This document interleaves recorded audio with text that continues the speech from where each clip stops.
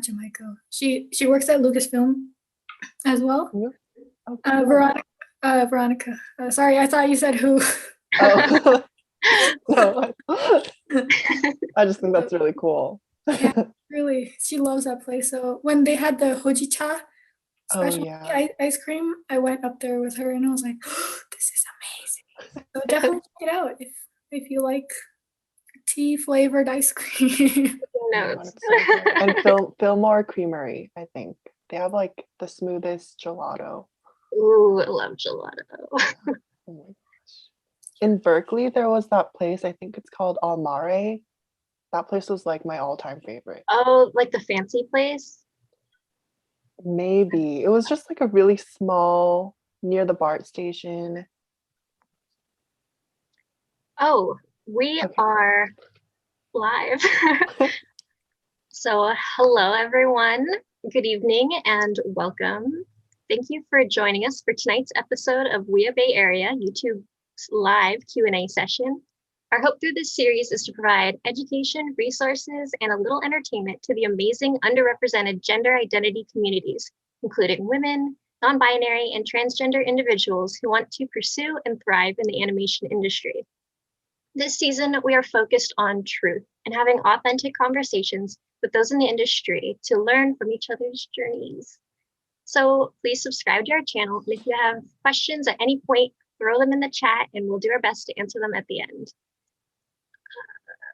I'm Natalea Schager, currently freelancing set design and illustration. I'm a UC Berkeley alum and tonight's moderator. Tonight we are chatting with Meenu Kaur, a technical artist at Visual Concept Entertainment, graduate from Cogswell College with a BS in Digital Arts Engineering with a focus in character rigging and tools development. And we are also chatting with Iris Yon, previously a pipeline TD at Lucasfilm and graduate from UC Berkeley in applied mathematics and computer science, and a personal friend of mine from Berkeley. So let's get started.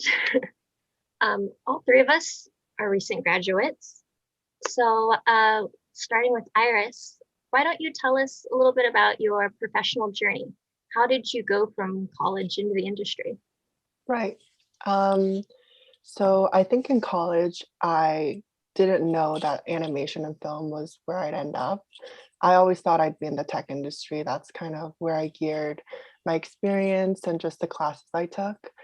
And so it wasn't until probably the last year or so of college where I found out about animation and the fact that I could really work in it.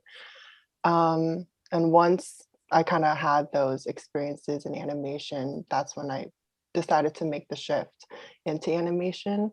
And though it is really technical what I do now, I think there are so many specifics of kind of a TD role that is different from the tech industry. And you do need to know kind of the creative side of how things go on in film and animation. So those things were really attractive to me, and that's kind of the realm I wanted to be in. And so because of that, I began my search. I wanted to break into the industry, and actually WIA was probably the #1 resource in terms of talks, events. Yeah, and this like community in general is so amazing in terms of support for everyone who's interested in breaking in. So with this resource, I think tried to get into it and break into the industry, and I ended up at Lucasfilm Animation. Yeah. How did you find it? How did I find Lucasfilm How did you Animation? like find your opportunity? Like, was it just Right. job posting, was it networking? Yeah, that's a great question because I think it is still a really small industry where people know everyone, it seems like. I think through a class that I took, CNM 190, that's actually where I met you, Natalie. Yeah, shout out to that class, and shout out to Dan Garcia, he teaches that class. But yeah, through that class, we got to have industry speakers, and in those moments we could network and talk about what it was like in the industry. But I think it was a little different when I was trying to break in because in terms of applying and looking at what my resume or my reel should look like, that was very detailed and less about kind of what it's like in the industry or how do you generally break in, and more maybe specific to the role that I was applying to. So for the role with Lucas Anim, it was a job posting just online, and I applied just online and not through someone or anything like that. But I would say with those networking events, getting an understanding of what it's like in the industry, talking with people, that was what really just like paved the way to actually, I think, have a successful application or just process in general in breaking in. That's awesome. Thank you. How about you, Meenu? I think I knew what I wanted to do, like being in the game industry even before college. Like it was way back in high school where I was like, maybe games is the way to go. I was always really into art, and I thought I want to be an artist, but I didn't know exactly how.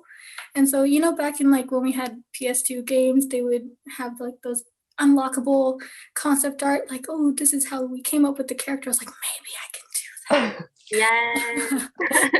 Like really inspired me. And so our my high school actually had like a game design class available, and I thought that I should apply, and I took it, and I was like, oh, this is amazing. And something really clicked in my mind that I could, you know, go down that route. And so I wasn't really sure if it would work out, so I was still taking a lot of like AP science and math classes and stuff in case everything fell through.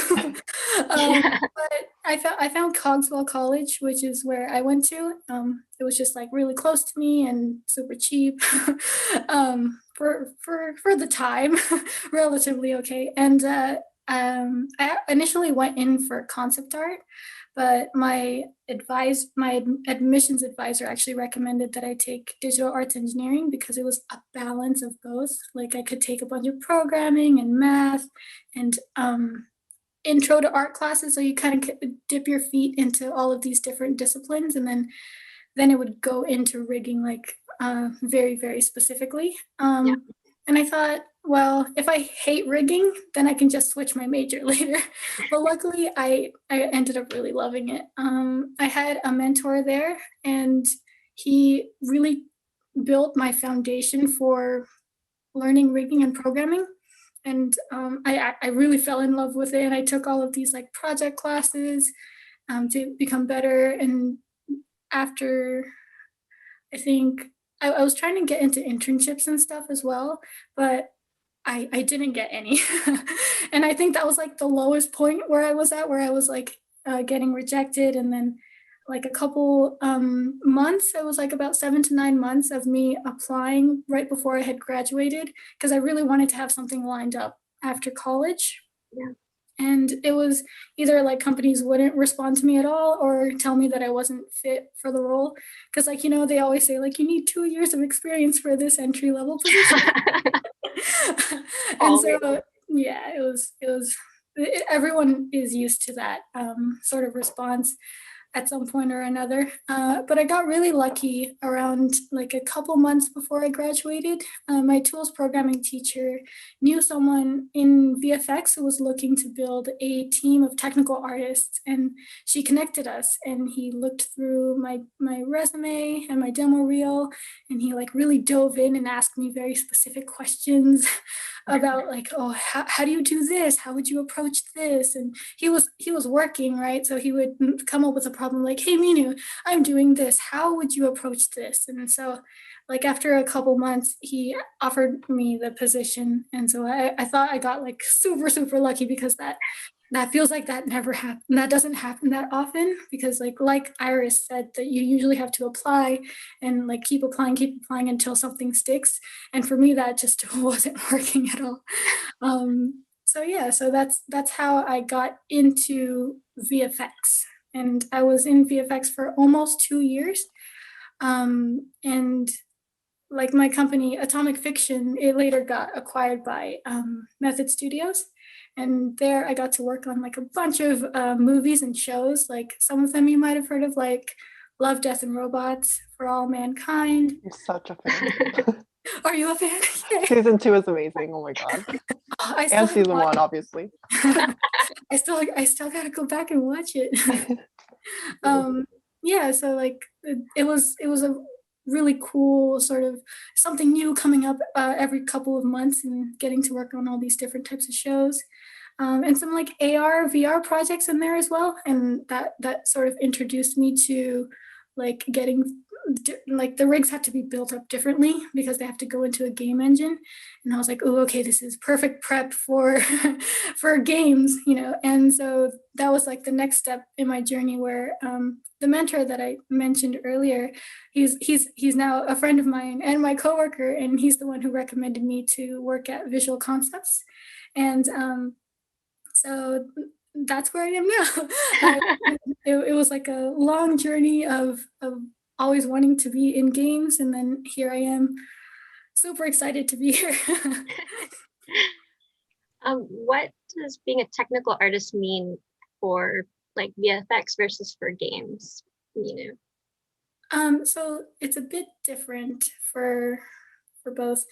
Um, Give me 1 second while I collect my thoughts. know. Okay. Well, I'll throw it at Iris then. What does a technical artist mean for film?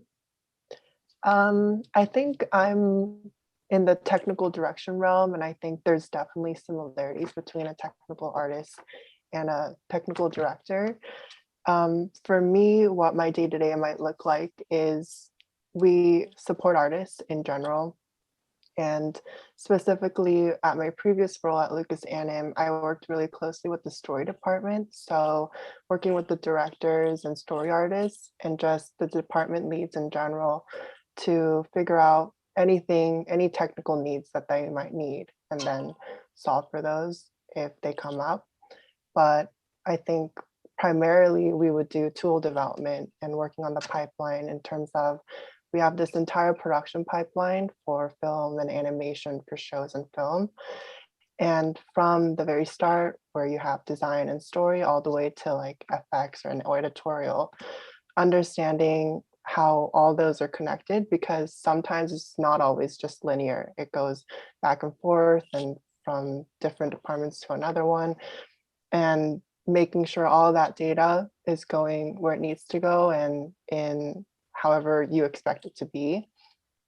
And I think in terms of that, there's a lot of just technical projects and challenges and thinking about the tools that artists might need and understanding the artists and their workflow to make tools that are very effective and are useful to them. And also in terms of how it fits in our pipeline. So making sure it's consistent with whatever technologies we already have and enhancing for it to make it just better than it was previously. Totally. Yeah. That's so cool. Which teams do you like get to work with the most, Iris? I think for my previous role, it was like with the story department, I was kind of attached to them. So I'd be kind of the point person to solve for anything they might have as a technical issue. But I think for tool development in general, that's when we have the chance to work with all the department supervisors. And it's probably more spaced out, those opportunities, like with lighting or VFX and animation. But for me personally, it was with the story department. That makes sense. I can come back to your question now, Natalie. I would say like for VFX, the rigs are generally a lot heavier because they're so unique. Like say you have like a tentacle monster or something like that. That's probably going to be a one-off rig. You're just going to create that tentacle monster for that show and then probably not touch something like that for a while.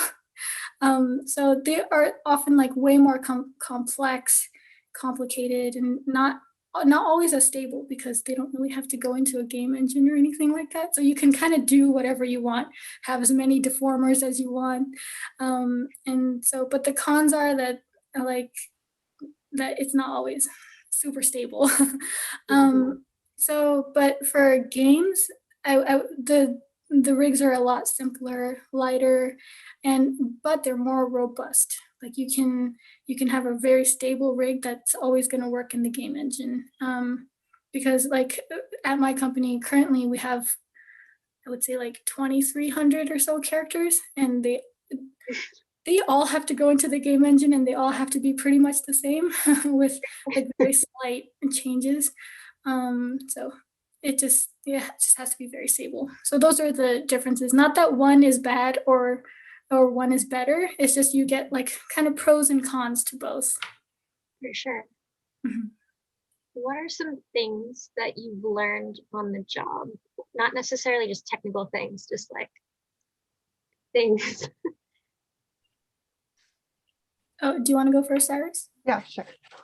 I think I learned like the majority of my job on the job, because prior, like I was gearing towards the tech industry, and in terms of the animation pipeline, I did have that class where for a year, we kind of went through each part of the pipeline on more of the creative end, I would say, like from modeling and concepts all the way to having this complete short. And Natalie was actually our producer, and she was a team member of that, and she was absolutely amazing. But Anyways. yeah, we're just gonna compliment each other for the rest of this time. But yeah, I think that's to the extent of what I knew what the animation pipeline looked like. But I think working at an actual studio where you were stuck to a schedule and you had all these artists that you were supporting and all this legacy code that you worked off of and maintained, I think just looks a little different than being in kind of a school and just a smaller group setting. So some of the things that I think I learned on the job was just all the tools that were there. I think those were just all new, because they're custom tools that the artists use, and they're built off of 3D softwares that we use. So those, I would say, how it worked and all that stuff I had learned on the job. But what was important was having the background to actually understand how those worked. So just on the code side, like being able to read through and figure out how those worked, I think that's kind of the technical background you would expect to have before coming in. And our studio with Lucasfilm and ILM, they had a lot of proprietary softwares. So these softwares you couldn't learn outside of the studio anyway. Yeah. So yeah, for those, it's like everyone's starting from scratch. No one knew it, yeah, coming in. So I think going into it, I had a lot of pressure or expectation to think that I needed to know everything before going into a role. But actually working in a studio is so different from just maybe your individual side projects, because it is such a collaborative project with so many different moving parts and different people. So for those aspects, I think they're all on the job. I also learned how to play games a little better. We'd always have like after hour like game time. So I'm a little better at games, but I suck still. So that's something I learned on the job. You can always play games with me. I love yes. After this level gaming session or Yeah. something. That sounds good. I completely, oh, sorry, go ahead. I completely agree with Iris. A lot of the, at least programming practices and skills that we learn are a lot on the job, because we're reading through other people's code. And honestly, that sometimes makes our code better, but you can also sometimes improve the code that's already there. Like if it's like a very old way of doing something. So it's like it's really nice to learn through reading other people's code and then updating it. But aside from that kind of the technical side of it, I had a more general answer to this is I learned that it's okay to take time to figure a problem out. there's nothing wrong with like asking a lot of questions, especially when you're completely new to something. Like if you're starting a new job, like you need to know how to do things, and so you have to ask questions. I think at some point I went like a little overboard where I was just like constantly asking questions. It's so I learned that it's a good rule of thumb to become a better problem solver yourself, which is really important to being a technical artist, being a good problem solver. It's to take about 15 to 30 minutes to solve a problem by yourself. And if you're completely stuck, then then you should go definitely ask for help, because you don't want to just be sitting there doing nothing, right? Like you're at a roadblock. But it's really good to just take some time, give yourself some time to figure something out. And honestly, I think the way that you get to a solution is a little more important than the solution itself. Yeah, and also it helps you value other people's time, and it makes you a better, more valuable team member. Like plus Awesome. 1,000 on that. I can like, yeah, all of that. Because with problem solving, it's, I think, like probably the number one skill of like a TD role, at least in my opinion, because a lot of things just come up where artists manage to get something to be broken the way it is. You're like, how did you even get there? So trying to like trace back those steps and understand from more of a technical perspective how that happened requires a lot of problem solving. And in that process, kind of knowing when to ask for help and when to try to figure out things based on maybe past resources or what's happened before. But yeah, I think that's just like such an important skill to have, to be able to ask for help if you feel like you need it. But also trying to figure and problem solve while you're on the job. Yeah, definitely. It's not something we really like traditionally learn, even in school. Mhm. It's just something that you learn on the job.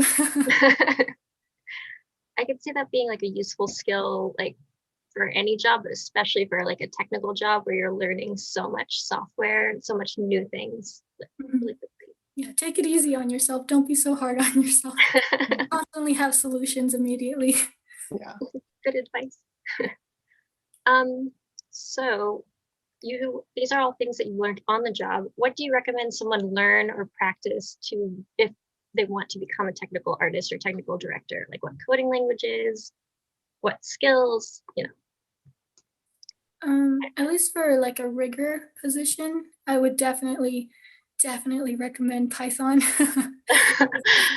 I'm a strong proponent of the, sorry, words. Python is super important because we are constantly using it for literally everything that we do. We automate processes with it to make everything automated. Maya would be good to learn too if you want to do rigging, and having a good understanding of anatomy, whether you're going to be like a body rigger or a face rigger, you want to understand how the body moves, like how the muscles move, how the skin slides, all of that kind of good stuff. Awesome. Yeah. Sounds really fun.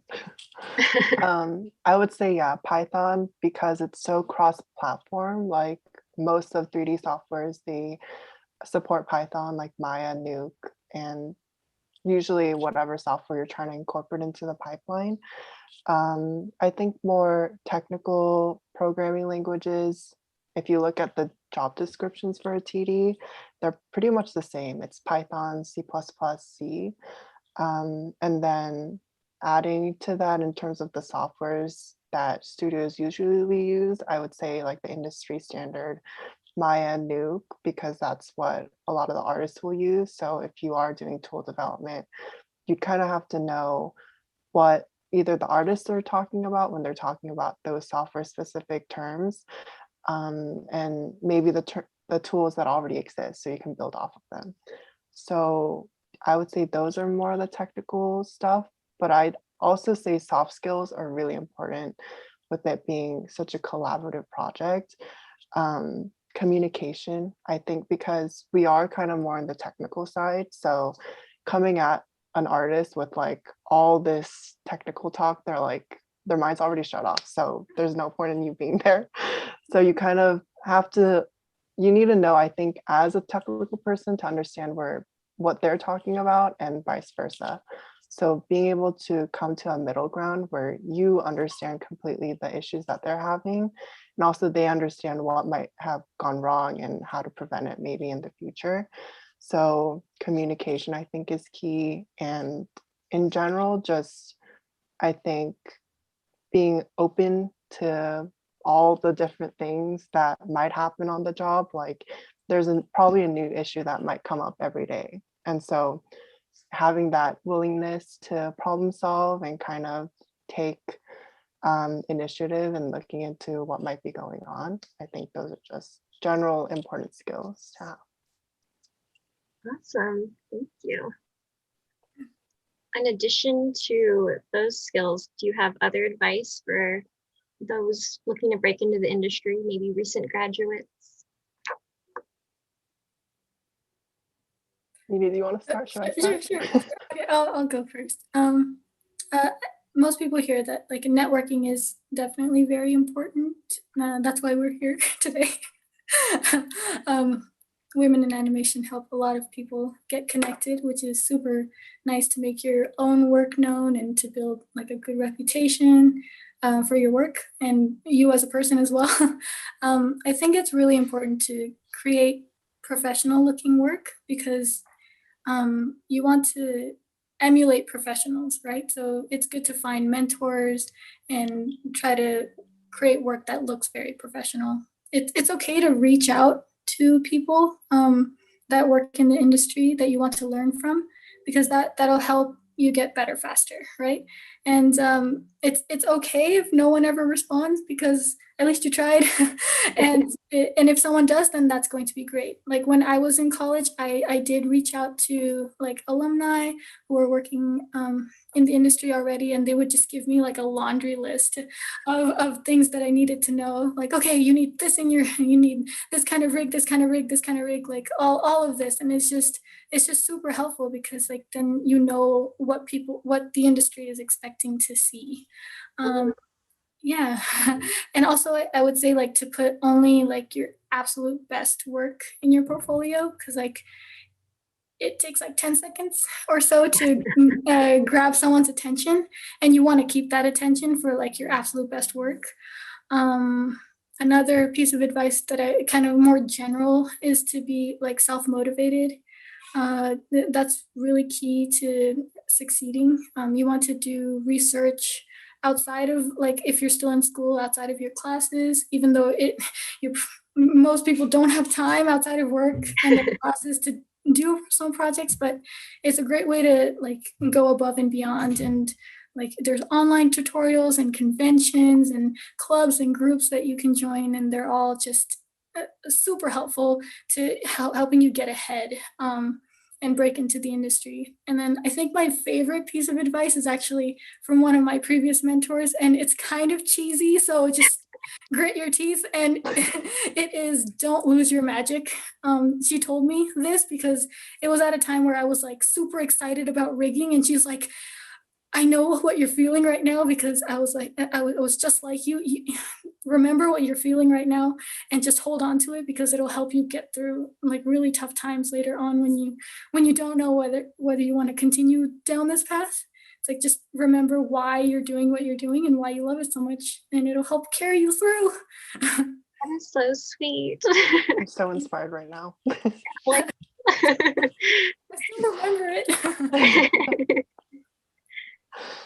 I think just adding to that, because I think for me, coming from more of a technical standpoint, I didn't really, like with our college, we didn't have like an animation major or anything like that. So it was kind of, I think, DIY, trying to figure out how these all work and what to prepare yourself for trying to break into the industry.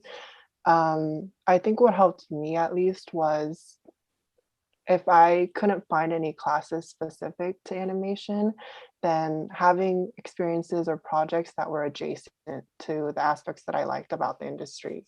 For example, if it's art and tech and that intersection you really like, then figuring out what aspects of it that you really enjoy, like maybe creative expression or creative problem solving, those aspects live in other fields as well, like maybe in the form of UI, UX, or web development, something like that. And I think that helps in building kind of maybe a portfolio or a resume of experiences that are all related to what you want to maybe end up at in animation and film.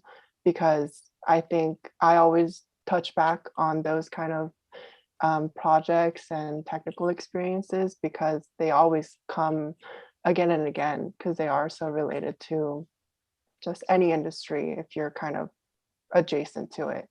So if it's not directly related to where you want to be, then the ones that are related, they're definitely applicable in cross industries.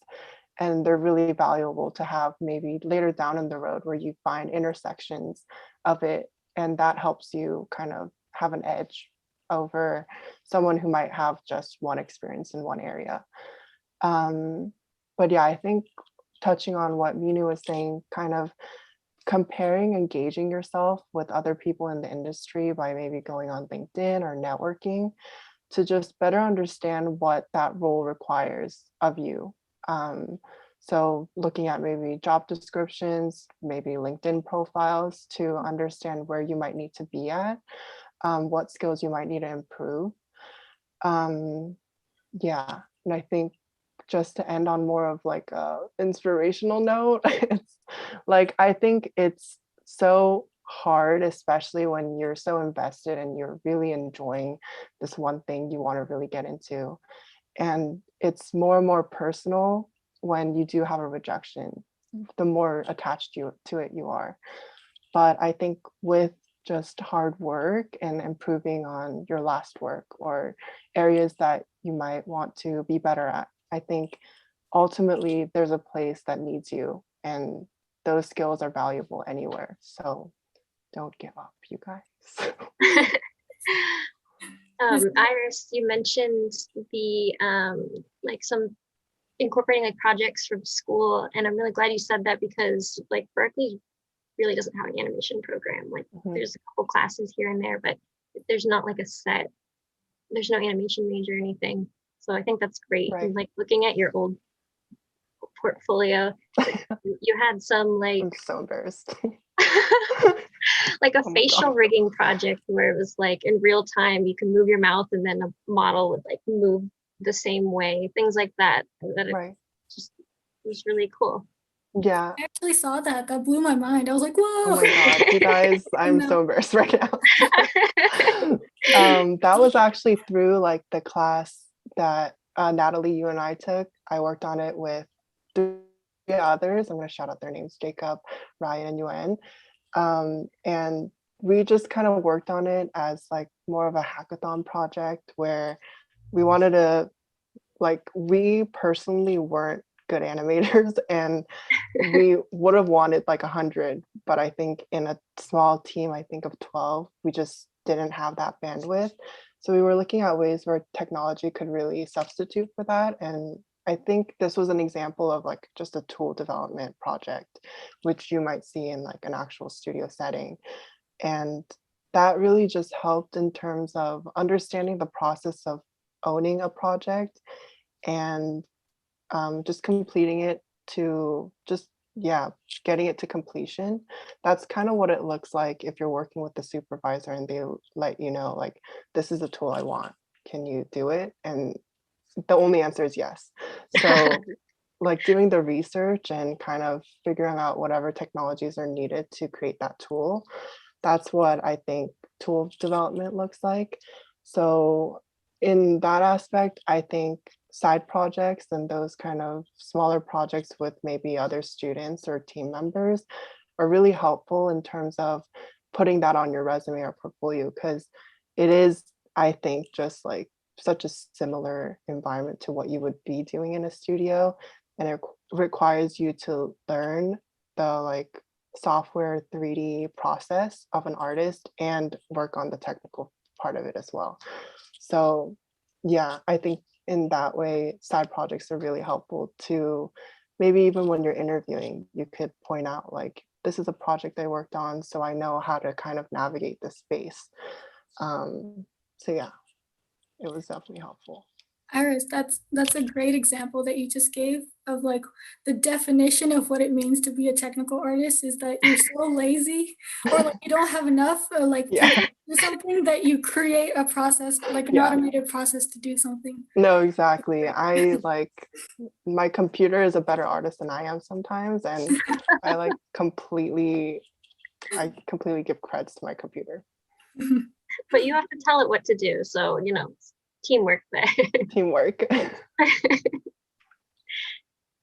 backtracking a little bit, Meenu, you mentioned conferences. I know you've been to SIGGRAPH and the Game Developers Conference and Creative Talent Network Expo. Can you tell us a little bit about conferences and maybe how to make the most of them? Oh, conferences are amazing. Usually the last time I went was 2017, so it's been a couple years. I'm not sure how they've changed over the years, but when I went, I was still a student, and usually they're very expensive to attend. But if you go as a student volunteer, which I highly recommend everyone who is interested to go, it's free, and so you get to volunteer and work at different booths and learn how all of these different technologies work.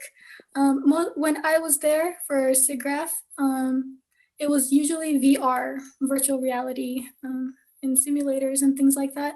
And it was very interesting. The way that you make the most out of them is to attend like technical artist talks. For example, like one of the ones I went to was actually a Blizzard one where they were going over the Overwatch shorts. And Yeah. so they were talking about all the shorts and like the cutscenes between the different characters and how they did the rigs, like with the super stretchy rigs that they had implemented. So it was great to hear like a behind the scenes of the kinds of tools that they were implementing. But also because you get to talk to them afterwards, and so you can have a professional review your own demo reel, and they can give you feedback on it and help you make your work better. And it's almost like interviewing in a way, because you're kind of describing what you did, and like they're asking you questions, and it's just a great opportunity to improve your own work. So yeah, they're all a little different. I think if you're more in the animation route, you want to probably attend CTN because that's very art animation based. And if you're more technical, you want to go through SIGGRAPH. If you're interested in the game industry, you want to attend GDC. They're all great. I loved all of them. That's awesome. Yeah, I went to SIGGRAPH in 2019, and like my experience lines up with yours even 2 years later. Mhm. As a Oh, student like- volunteer. It was great. I'm so mad we didn't all see each other there. Like, I think we were all there at the same time. I know. I kept looking for you, but Oh my God, what? it's huge. Yeah, it's so big. Um, Natalie, do you have any favorite experiences from? That's a great question. I really liked going to the technical talks and just hearing about like there was a How to Train Your Dragons talk, and they made this new technology for waterfalls, and they're like, wow, waterfalls are so easy now. We just have to like plug it in and they just shoot out. So then they made this scene with like, I don't know, 200 waterfalls or something. And then when I watched the movie later, I was like, that's the scene with 200 waterfalls. so Um, cool. it made me like really appreciate the craft, and also like later when I watch movies, there's like a really impressive animated scene. It's like they made that new technology and they're making the scene just to show it off. Props to them. It's gorgeous. I love it. That's So awesome. yeah, that's my favorite part. I would Um, just to add a little onto that, I would say if you are a student, like Meenu, you were saying, like make the most out of it, because I remember I was into VR at one point in college, and I'd hunt for like the student outreach and inclusion, or student outreach or something, which most companies have. And so I remember at one point I just told them about just the projects that we were working on and all that stuff. And we ended up getting free headsets out of it because they're always so into like outreach, especially student groups. So that's like your chance to kind of make the most out of you being a student for however long, and network with just people. And it doesn't have to be so formal where you're like, this networking event is going to change my entire career. I think it's really nice to be able to talk with people. Just they're people with common interests. I mean, that's the reason they're at that conference. So to just be able to talk with them about whatever you might be into about film, games, and VR, or anything like that. It's just a cool place with like-minded people. So yeah, highly recommend. I think that's great advice. So how has working in the industry changed the way you interact with media? Like, can you enjoy a movie anymore? Are games like not fun? I'll go first. I honestly enjoy them more now. Like before I was in VFX, I sometimes couldn't tell when things were like, oh, that's a digital double. I can tell, like I couldn't tell before. But now when I watch movies, I was like, oh, okay, I see what they're doing. Like, oh, that's special effects. Oh, that's not real. Oh, that's a green screen. Oh, like, okay. Like I can point those things out now. And honestly, like it doesn't ruin it for me. It just makes me appreciate it more. And honestly, like some of the things I see are just so phenomenal that I think about how I want to improve my own rigs. So it's usually very inspirational for me. Same goes for games. Like how can I like playing The Last of Us? Like how can I make my facial rigs that detailed and accentuated and just it's Yes. completely inspiring to me. Yeah, I definitely agree. I think, whereas before I kind of thought that I could even work in animation and film, I think my mom also had a like huge influence in terms of me loving film and all that stuff. And at that point, like one of our shows was Avatar: The Last Airbender, and I was, I think, in middle school or so, where when it came out on Nickelodeon, and we'd like recorded on VHS tapes, and I mean at that Throwback. time, Yeah. yeah, at that time DVD players were doing just fine. I don't know why we stuck to VHS, but VHR, I don't know anymore. Anyways, Yes. Yeah. Like, I Who don't remember. knows? Yeah.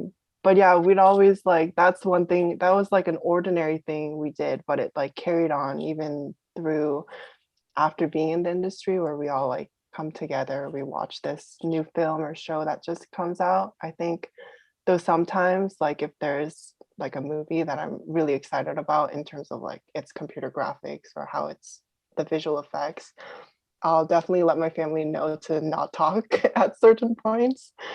And I'd be like in a zone, and they'd be like, can you stop being so serious right now? Like we're just watching a family movie. But yeah, I think it's definitely more inspiring because I think we kind of, or I at least know how much work I think it goes into it. And so yeah, it's so cool at the end. There's also that little moment where you're like watching a thing you worked on. And there's your name coming up in the credits, or like a friend. I get really emotional when I recognize names in credits. I'm like, made it. It's beautiful. It's amazing. It's always really So, fun. Oh, sorry. I was gonna say it's also really fun watching films that you've worked on with your teammates as yeah, well. Like where you all go to the theater and you all watch the movie and then all clap and cheer each other on for completing the film. That's always like a nice team bonding moment. we're coming up close to our audience questions, but I really wanted to squeeze in this one about if you have any tips for overcoming imposter syndrome. I know, hopefully, not hopefully, I think we all experience imposter syndrome. So now that you're actually like, you've made it, you're in the industry, do you have tips? We can start with Meenu. Actually, let's start with Iris. Okay. Okay. Sounds good. I think that question implies that I overcame it, which I haven't, and I'm definitely still a victim of. But I think what's definitely helped is that understanding where to define kind of, it's just natural that new concepts or issues that you might have not have had enough experience or as much experience, they come hard to you. They're not like so easy, and they might make you feel doubtful of maybe your skills. I think it's only natural that that's the process of learning in general. I think sometimes I took that as a sign that maybe I wasn't cut out for this, or I wasn't as good as I previously thought, or I'm just not as good. But I think what's helped is just defining the things that I am good at. That way you start being confident in what you can contribute, and set those as kind of a benchmark in terms of, it just then follows that you kind of have a better understanding of maybe things you would like to improve on and you're not as good at. And that way you can start just defining things that is something you're a strong person at, or you're just maybe not as strong, rather than take that as a chance to be like, I don't know why I'm here. I don't know why, who let me in, all that stuff. Because that kind of, I think, goes into a more general attitude in terms of being like, maybe me as a person is not cut out to do this kind of work or do this thing. But it's just specific moments, I think, where you feel maybe less cut out to do the thing. But if you remind yourself and take accountability and take credit for all the work that you have done, then I think you're more confident to say, no, this is just a moment where I don't get it, and not have this like feeling of imposter syndrome and that you're just overall not cut out to do the work. I think that's great. And especially like coming from Berkeley, I know the CS program is pretty intense. Like the intro class, the average test scores are like F's, and that you're like, I got a 50%. That's great. Like, so I could see like you have to learn that really quickly, and then it's a good skill to carry with you the rest of your life. No, for sure. Because I remember in high school, I had this like profound confidence in the world. I was like, you know what, I could do anything. Like, I am the backbone of this entire thing. But going into college and like going to the very bottom of like specific projects or maybe an exam, it like kind of was such a rude awakening. But I think in the process of building yourself back up, you are intentional about kind of the mindset you have when trying to move forward or develop new skills.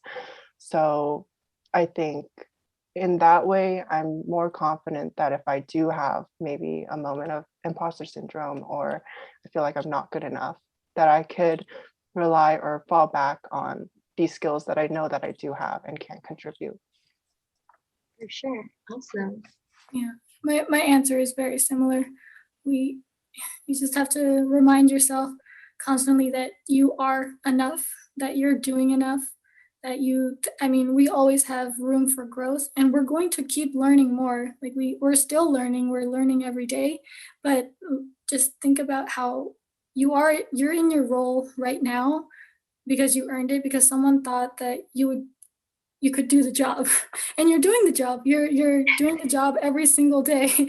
And I think that should be reminder enough that you're accomplishing your tasks, you're on time, you're doing everything that you're supposed to be doing, and that should be enough. But I think another way, like sometimes that isn't enough, and we're constantly tying our self-worth to how well we're performing, which is really dangerous, because then like we are more than our job. We are a whole person outside of our job, and that's just one part of who we are and what we can do. And like I guess like a more practical way of overcoming it would probably be getting feedback from someone you respect, like maybe a supervisor, like how am I doing, like what am I doing well, what can I improve on. And I think that gives you a more like grounded understanding of how well you're doing. And I think honestly, like most of the time people have positive things to say about you, and that can help boost your confidence Right. a lot and help you overcome this feeling of being an imposter, because no one said to you that like, how did you trick us into into hiring you? No one's ever said that. So it's you yourself who's saying that you're not good enough, and it's just not true. You are Right. enough. Beautiful. Amazing. Yeah, I think that like applies to so many things too, not just work. It's like negative self-talk. I think it's so internal, and it doesn't take into account, I think most cases, just objectively your performance or how you're viewed to other people. So just that's like discounting yourself. and before anyone ever even thought that at all. And so I think it's just important to do the opposite of that, as much as maybe you have thoughts of imposter syndrome or those negative thoughts in general, that when you are doing a good job, then the same way you might be sometimes doubtful when you don't get things right away. Be like, wow, I literally did that so fast. I'm so good at this. Like, and once you kind of build yourself in that way, then you have just a better idea that you're not just these things that you're doubtful about. You're also all these good things and all that you've accomplished so far. So, yeah. This is like free therapy. Thank you, I guys. know. So what general advice would you give to your younger self How going young? off of all this? I would just tell myself to never stop running. Even if I fail, even if I feel like it's the end of the world. It sounds very dramatic, but I have that kind of mindset where if I have setbacks, I'm just like, no, nothing is going as I planned. But honestly, it's going to be okay. Like I'm going to find a way to figure something out, and it's going to be okay. No, I completely agree with that. It's I think I also have a similar mindset where it's like if it doesn't go as I plan, or there's setbacks or rejection or anything like that, I like go to the worst immediately. But I think that's just, I always like try to find a reason to self-doubt or think that maybe I'm not cut out for it or just not good enough. But I think it's just trusting yourself that as much as you are passionate about this thing, or that you want to put all this hard work and effort and time into it, that you are moving forward in whichever direction. And I think just for me, it was a lot of a mental game, the process of breaking into the industry, because it's always hard hearing a rejection. And it's probably more times that you hear more rejections than offers in general. And every time just going through that repeatedly, I think I kind of developed like a fear of rejection, fear of failure mindset. And I mean, those are hard. Like even now, I don't really know like the one advice that would get me out of that. But I think it's just that those rejections, they don't take away at all from what you've accomplished so far, or what you can contribute, or the skills that you do have. So making sure to remind yourself why you might want to be in the industry, or why you're doing this one thing. And through that, it's just, I think, just if you keep working at it, I mean, I think it's just ultimately it kind of just works out. I hate saying that because I'm like, yeah, it's kind of just such a general advice kind of thing. But if you do try to improve and always move forward in whatever direction, things tend to work out because you're needed somewhere with all the skills that you do have. Yeah. And even if it doesn't work out, like you still have your passion, and you're always moving forward. And one way or another, you're going to keep moving forward and keep moving on with your life and just do what you love. Sure. Yeah. Yeah, it's not the end of the world. It's you can still find ways to be happy and stay motivated and continue to succeed. I would add on to all of that to like be flexible too, with like Iris said, knowing yourself, knowing like I like this. And for example, Meenu, you wanted to work in games, but you went with VFX because you knew like these are the things I like. This is the area I like to do. So it's like, knowing yourself but being flexible at the same time. Mm-hmm. Yeah, we're not always gonna like land in the first thing that we want to do, and like you're gaining so many new experiences with this. I don't really like saying no to things because I want to experience as many things as possible. So I have more tools under my belt, and then if I hadn't gone into VFX at all, like it's a whole different ball game, and now you just have more overall experience in general, which I think is usually a good thing. Awesome. My We're heart gonna is touched. So amazing. Yes, and you're going into games now, Iris. Are you Yeah, excited? it's true. Yeah, and I never thought I'd go into games. Like it was film and animation for me. But I think when you do also break into the industry and you feel like you have new interests or you see other opportunities that you might want to try out, I think there's definitely something in trying new things and being uncomfortable sometimes and not staying in this path that you thought you'd be in for a long time. Um, yeah, I think that's kind of the way to growth. And ultimately, that's kind of just what we're all looking for, I think, just growth in general in the work environment, personally, and just like in your life, I guess. So yeah, I think if it doesn't work out how you initially plan it to be in this perfect roadmap, that's just opportunities for growth. And yeah.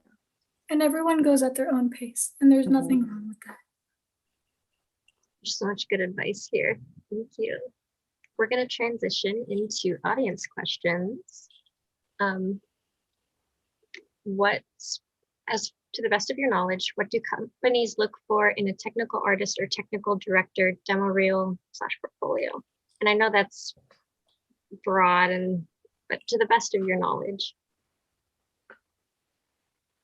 I guess it depends on what you're applying for. Like if it's for a pipeline TD role, there, I think Iris can speak on that. But for a rigging role, it would we just look for versatility in the kinds of rigs that you have. Like if you're mostly going to be working, like say for NBA, you would want to have a strong reel of characters, realistic looking characters, and just like the way that the like body rigs, facial rigs, maybe some dynamics here and there, because we delve into that, and also like some tools, UIs, and things like that, automated tools, so that you can help artists as well. Just that is generally what we look for. Right. And I think just from my experience so far, I don't think you actually need a reel for a TD role. I think um, most places I don't think require it at all even. I do think my reel was looked at though by the places that I have applied. And I think gearing it towards what role you're doing. So not trying to be like a creative person in your reel, but then you're applying for a really technical role. I think it helps that whatever reel you do have, if you are looking for a TD role, that it has touches of a technical side that's related to maybe a creative aspect of production. So I think a reel is a really great opportunity for you to show your side projects if you do have any, and maybe they could see visually what you've worked on. But I think in terms of a TD role, it is a lot of like software development and the actual technical coding part. So in terms of an actual demo reel, I don't think it's completely necessary. Definitely more just technical projects that you can speak on, or maybe you can even show. Did you, Iris, did you submit like a code sample? Like a coding test? Mhm.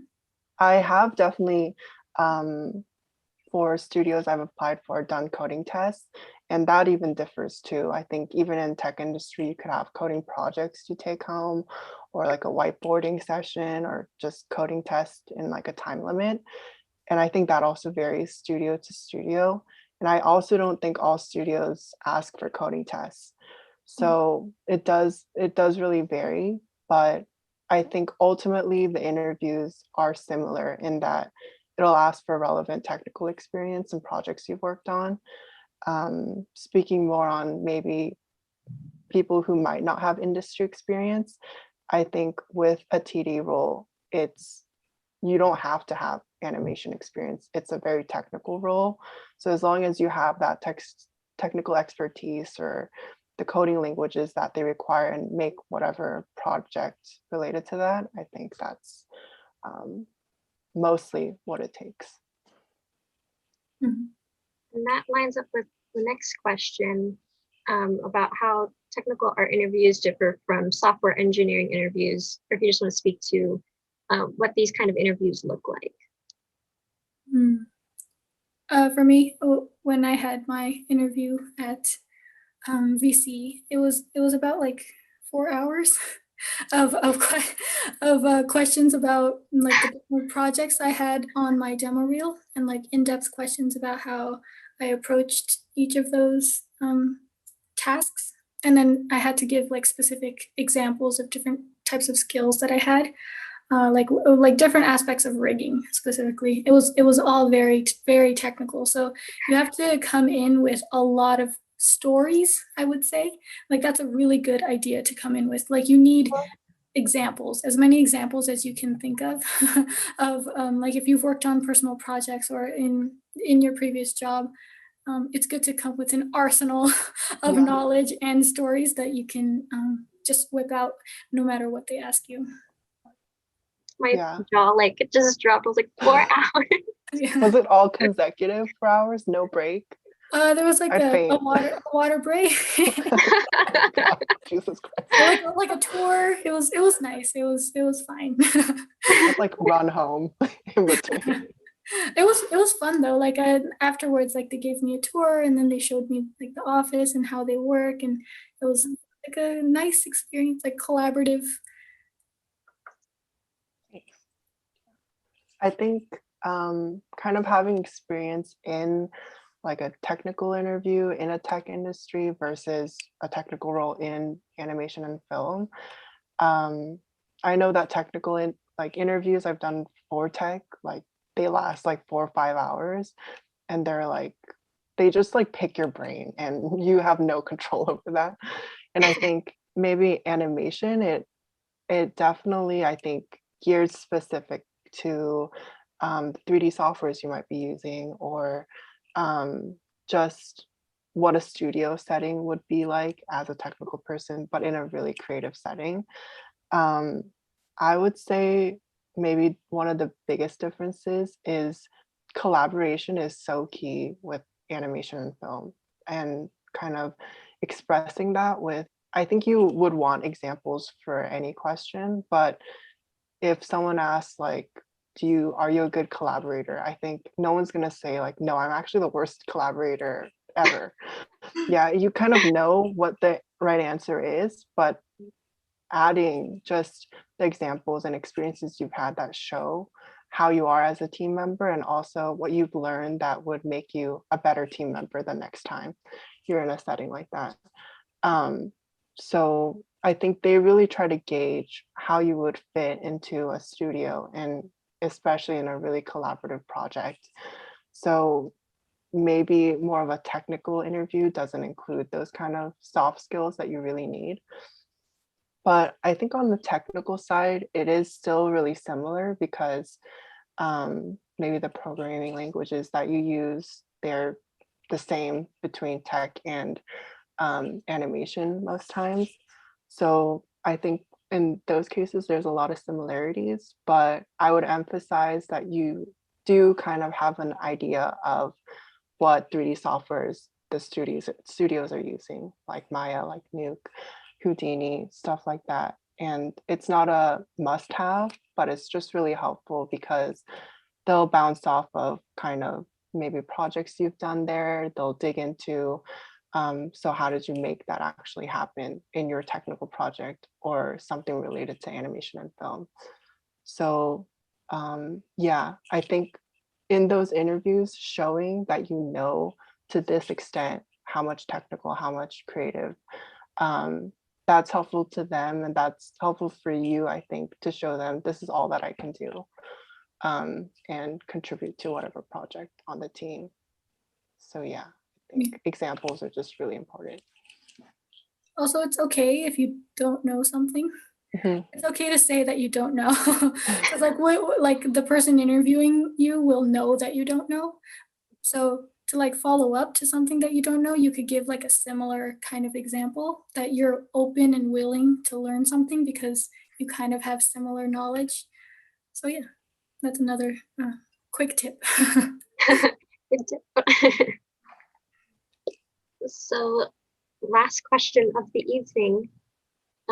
What moment or project in your career in technical art has been your favorite?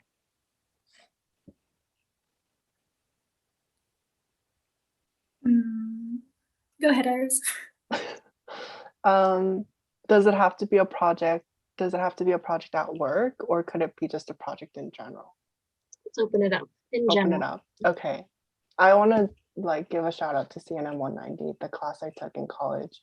That class I think was the reason I like even thought I could work in the industry. And I think that setting can be mimicked just in whatever environment you're in, where you have maybe people from Discord or Slack that you find who are interested in film and animation, and you could build or create a short film together.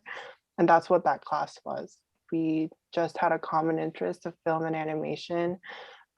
We took a year to just go through the entire pipeline, and at the end of it, we created a 30-second short film. And through that, just learning with peers, I think, is the most fun part. I was late to every class, I think, Natalie, you know. I know. Exactly.